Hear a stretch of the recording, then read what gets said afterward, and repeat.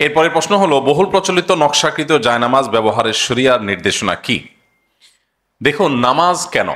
আল্লাহ রাব্বুল আলামিন কোরআনে কারিমে নামাজের উদ্দেশ্য বলেছেন। সালাত আমরা কেন আদায় করি? আল্লাহ বলেছেন, আকিমিস সালাতা লিজিক্রি, তোমরা সালাত কায়েম করো। আল্লাহ বলেছেন আমার স্মরণার্থে, অর্থাৎ আল্লাহকে স্মরণ করবার জন্যই হলো সালাত। অতএব নামাজের মধ্যে আল্লাহর স্মরণে ব্যাঘাত সৃষ্টি করতে পারে এরকম যে কোনো কিছু নিষিদ্ধ।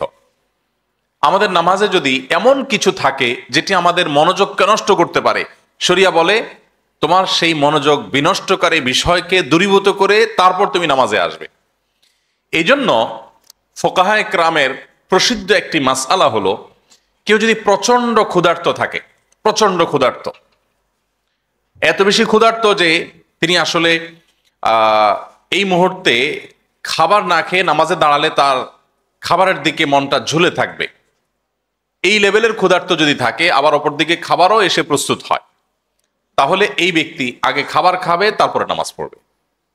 এমনকি জামাত যদি ছুটে যায়, যাক, তিনি আগে খাবার খেয়ে নিবে। কারণ এই কোন রকম নামাজ পড়ার চাইতে ইসলাম চায় প্রত্যেকটা কাজ যেন আমরা পারফেকশনের সাথে করি, যথাযথভাবে করি, সবচেয়ে সুন্দরভাবে করি। নামাজ পড়বো পরিপূর্ণভাবে আল্লাহ স্মরণের জন্য, আমার আল্লাহ স্মরণে ব্যাঘাত সৃষ্টি হতে পারে সেরকম বিষয় যেন না থাকে। এই জন্য ইসলাম বলে এই লোক খাবার দাবার গ্রহণ করে তারপর নামাজ পড়বে। আবার এই মাসআলা সকাল বিকাল দুপুর তিনবারে যদি আপনি অ্যাপ্লাই করতে থাকেন, প্রতিবেলা চিন্তা করেন যে আগে খাবো, চা চক্র হবে, তারপরে নামাজ হবে, মসজিদে জামাত যায়, যাক, তাহলে সেটা ভুল হবে। এটা হলো যে ব্যক্তি একেবারে ভয়ঙ্কর লেভেলের ক্ষুধার্ত, খাবারের জন্য তিনি অনেক প্রতীক্ষা ছিলেন, বহু প্রতীক্ষার পর খাবার এসে পৌঁছেছে, তাহলে সেক্ষেত্রে তিনি এটা করবেন। ঠিক একইভাবে, আর প্রশ্ন আর না দিই, প্রশ্ন আমরা আলোচনা চলাকালীন সময় প্রশ্ন নিচ্ছি না।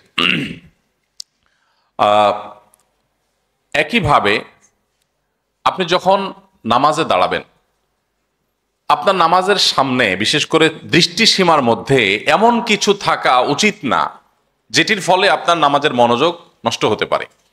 সহিহ বুখারীর একটি হাদিস আছে, নবী করিম সাল্লাল্লাহু আলাইহি সাল্লাম একবার একটা কাপড় তাকে দেয়া হলো নামাজ পড়বার জন্য। তিনি সেই কাপড়ের উপরে দাঁড়িয়ে সালাত আদায় করলেন। সালাত আদায় করার পর শেষ করে সালাম ফিরিয়ে তিনি বললেন, আমাকে এই কাপড় কে দিয়েছো তোমরা?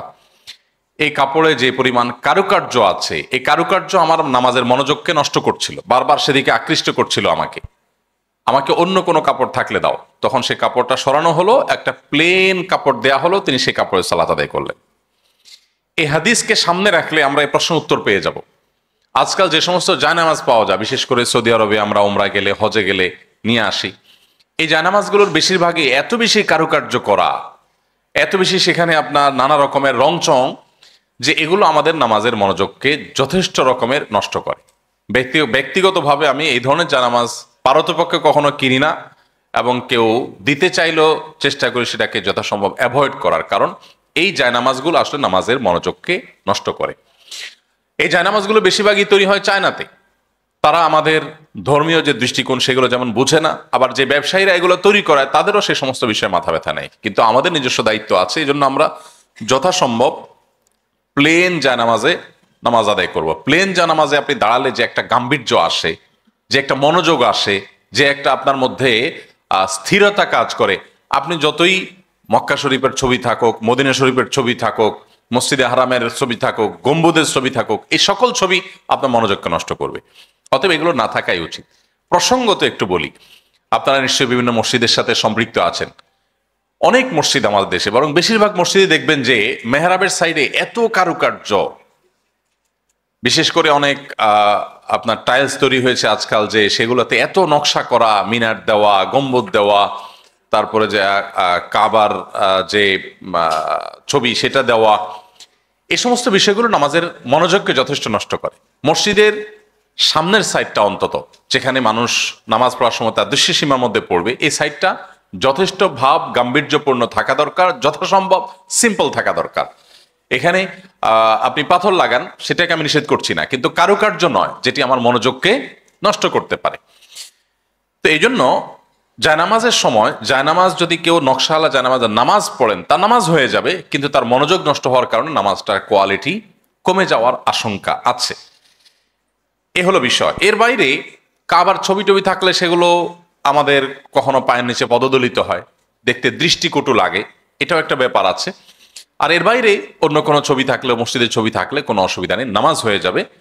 পাশাপাশি একটু বলে রাখি, একটা বিষয় আছে যে আপনারা অনেকে হয়তো জানেন, অনেক জায়নামাজ আছে খুব গভীরভাবে তাকালে আপনি দেখতে পাবেন যে সেখানে বিভিন্নভাবে মূর্তির ছবি আঁকা। আমি জানি না আপনাদের কারো এই অভিজ্ঞতা আছে কিনা, আমি বহুবার দেখেছি। শুরুতে আমি যখন এই বিষয়গুলো শুনতাম আমার কাছে মনে হতো যে এগুলো জাস্ট একটা কন্ট্রোভার্সিয়াল ইস্যু, মানুষ বোধ হয় অহেতুক এই সমস্ত কথা তোলে। কিন্তু খুব ডিপলি বারবার করে দেখার পর আমি দেখলাম যে হ্যাঁ, বিষয়টা সত্য। তো এটি আপনাদের সাথে শেয়ার করার উদ্দেশ্য হলো একটু সতর্ক থাকা, যে একটু ভালো করে নজর দিলে আপনি বুঝবেন যে এখানে আসলে কোনো অবয়ব, কোনো প্রাণী, কোনো মূর্তি, কোনো অবয়ব এখানে আদৌ দেওয়া আছে কিনা। কারণ আমরা আগেই বলেছি এই জায়নামাজগুলো প্রায় প্রায় 100%, সামান্য কিছু জায়নামাজ তার্কিতে তৈরি হয়, অন্যান্য দেশে যেটা তৈরি হয় একেবারে উল্লেখযোগ্য না। এগুলোর প্রায় বেশিরভাগই তৈরি হয় অমুসলিম কান্ট্রিগুলোতে, এবং অমুসলিমরাই তৈরি করে, তাদের মতো তারা ডিজাইন করে, এবং সেগুলোর পেছনে এ জাতীয় নকশা কিন্তু থাকে। এই জন্য এই ব্যাপারগুলোতে আমাদের খুব কেয়ারফুল থাকতে হবে। আমার অজান্তে আমি যদি এরকম জায়নামাজে নামাজ পড়ি, নামাজ হয়ে যাবে, নামাজ হয়ে যাবে, কিন্তু ওই জিনিসটার কুপ্রভাব থেকে আমি মানে বাঁচতে পারবো না। যেহেতু আমি জানি না, আমার গুনাহ হবে না, কিন্তু আমি যদি দিন শেষে আমার অজান্তেও কোনো প্রাণী প্রতিমার উপর আমি সিজদা করি, তাহলে সেক্ষেত্রে এর যে একটা কুফল আছে, এর যে কুপ্রভাব আছে, সেটা কিন্তু আমার মধ্যে পড়বে। আল্লাহর কাছে আমি দায়ী থাকবো না, অপরাধী হব না, কিন্তু প্রভাবটা আমাকে অ্যাভয়েড করার সুযোগ কিন্তু নেই।